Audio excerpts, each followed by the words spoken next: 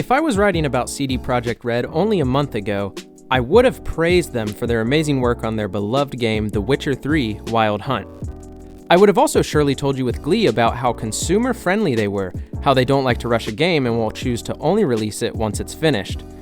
But if you've been following gaming news for the past month, then you undoubtedly know why it is that I would no longer lend that praise to the Polish developer. Cyberpunk 2077 launched on December 10th to pretty good reviews, or at least on the PC version. What was surprising was the high amount of criticism it received for the console versions, specifically the base Xbox One and PlayStation 4 releases. The game launched severely bugged and loaded with crashes, which for most made the game unplayable. Looking back, the signs were obvious, but we were all too blinded by the good faith CDPR had garnered over the years, and so when Cyberpunk 2077 released and we saw the state it was in, the reality hit us like a freight train, and just like that, all of the positive reputation CDPR had built since The Witcher 3 was tarnished. So how did we get here? Well, first we will start with CD Projekt RED's rise as a developer and how they managed to gain so much goodwill from gamers. CDPR was founded in 1994 and was primarily focused on localizing games to be sold in Poland, meaning they would translate and then distribute the Polish versions of video games, with one of their earliest works being Baldur's Gate. It wasn't until 2007 that CDPR finally released their first game, The Witcher, and the following year introduced their PC launcher and storefront, Good Old Games, now simply known as GOG. A few years down the road, in 2011, they released The Witcher 2: Assassins of Kings, but were still a relatively unknown developer. That all changed in 2015 when they released The Witcher 3: Wild Hunt, which has since become an absolute critical darling in the gaming world. Geralt's third adventure earned CD Projekt RED immense praise and would skyrocket them to become the biggest game studio in Europe. This was helped, of course, by their dedication to always putting the customer first. CDPR has stood by their many pro-consumer philosophies, which have garnered them multitudes of positive praise from gamers and media alike. The developer has repeatedly said that they will only release a game when it's ready, which is why The Witcher 3 saw 2 delays before actually launching, and once it did, any criticism of the delays was silenced, as even though it still had some bugs, it was a solid experience well worth the wait. Another choice of theirs that I personally love is that they refuse to have different tiered versions of the same game. For example, when you go to purchase a game from Ubisoft, it's quite absurd that us customers have to research a chart of the many different editions to figure out which one suits us best. A decision that always leaves you feeling like you're missing out on something unless you splurged and bought the $100 Ultimate Edition.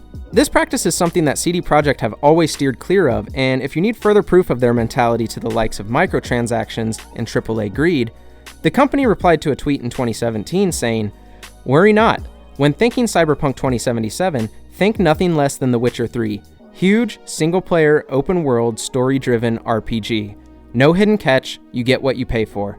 No bullshit, just honest gaming like with Wild Hunt. We leave greed to others."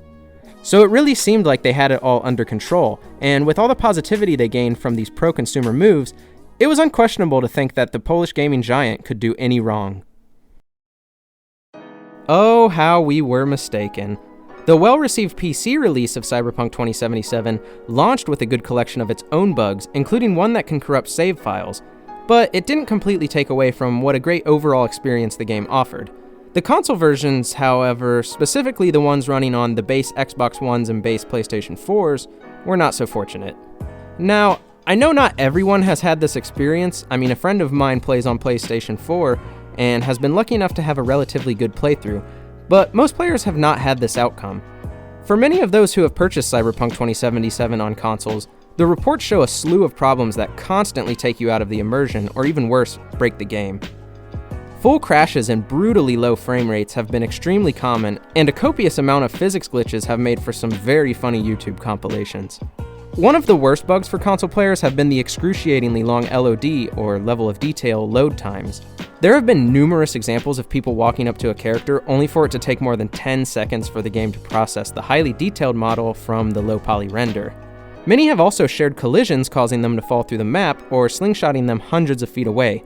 With so many players reporting a plethora of issues since release, it's safe to say that the experience has been unacceptable so far.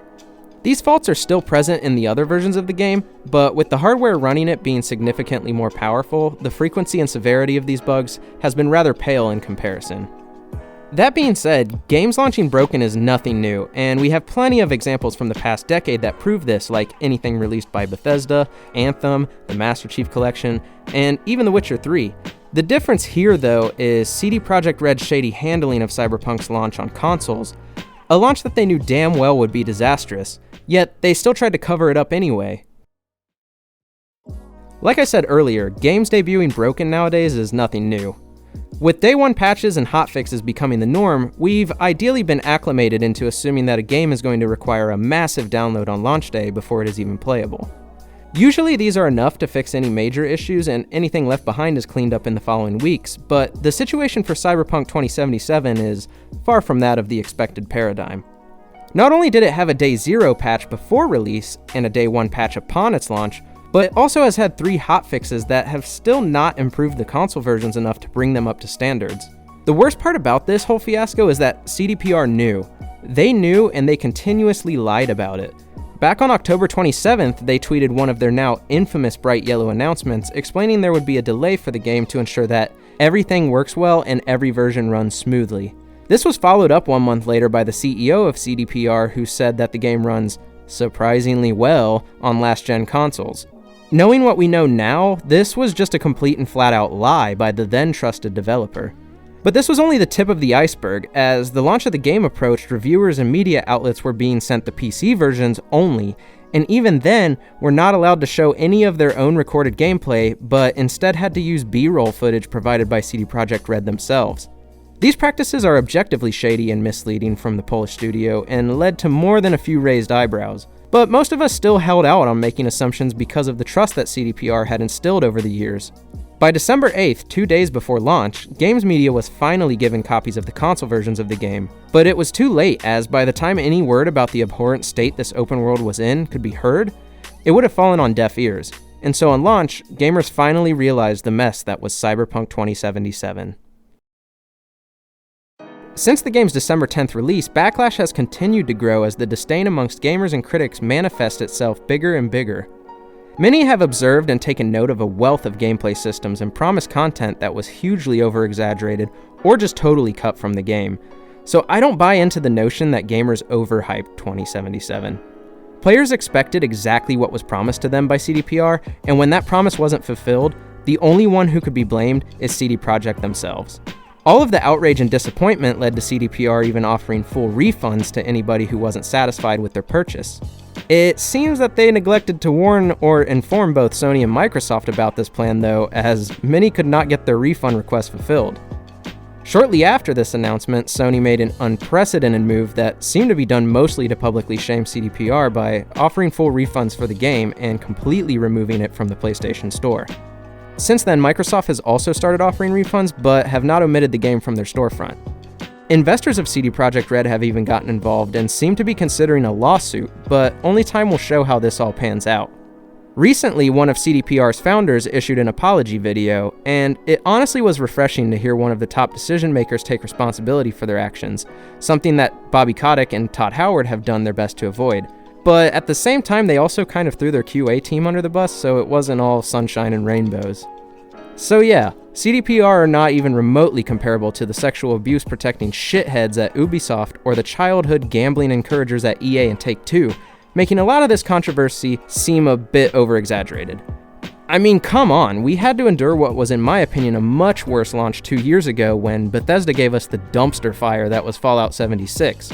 But I believe the main difference between the two is that Bethesda were notorious for releasing glitchy, broken games, and so when Fallout 76 launched, it wasn't particularly surprising. Especially after we all saw how bad the game was during the so-called beta. This does not, however, exclude either party from any of the warranted criticisms they have both received. If you screw up, gamers will call you out on it, and for that, the reason it seems that Cyberpunk 2077 has earned itself so much backlash is likely because most of us feel betrayed. Most of us thought we could trust CD Projekt Red, and a lot of us still probably trust that they will fix this turmoil.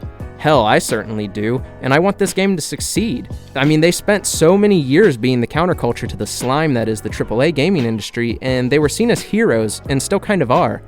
Amidst a landscape of scummy publishers and developers who were only passionate about one thing and one thing only: money.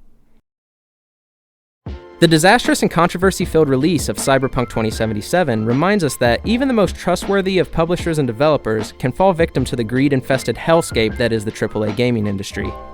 Many publishers like EA, Activision, Bethesda, and others have proven time and time again why they should never be trusted even an inch, which is why it caused such an uproar and felt like such a slap in the face when CDPR ended up participating in the same practices.